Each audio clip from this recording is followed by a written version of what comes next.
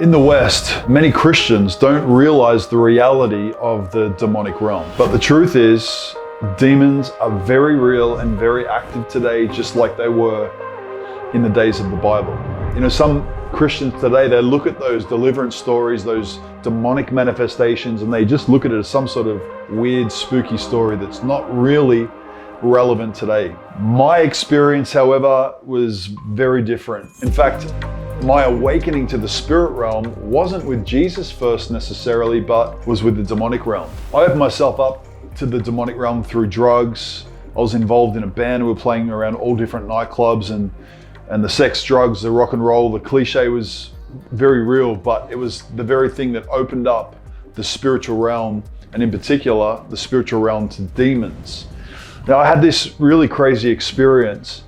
It's called automatic writing. I didn't know what it was back then, but I've since looked into it, and it's a new age phenomenon. It's a demonic phenomenon called automatic writing.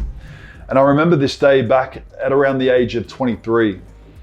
I began to see, I was a songwriter, so I began to write down these lyrics, and as I began to write down, this demonic entity, this demonic spirit took over, and my hand began to write all of these, I'll say amazing phrases. They were demonic phrases, but I was amazed and shocked at what was happening. And as I got around 3/4 of the way down the page, my mind started to wander. You see, I knew Jesus when I was a kid. I'd had an experience with Jesus when my parents were in church as a kid. And my mind started to wander and think, wow, I wonder if this is God, because I knew it was supernatural. I just didn't exactly know what it was.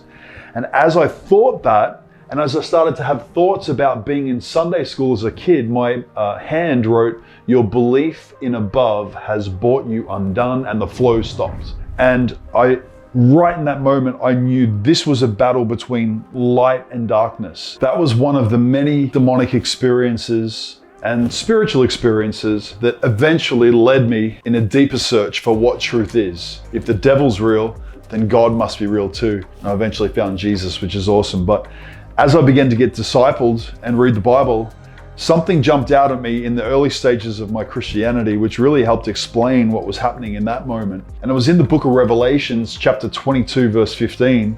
And it talks about sorcerers not inheriting the kingdom of God. Now that word sorcerer, we think of witchcraft, magic, and that's correct to think that in terms of the definition of the word sorcerer. But if you look at the original language, the koine in Greek, it's actually a word underneath it pronounced pharmakeos, the original Greek word.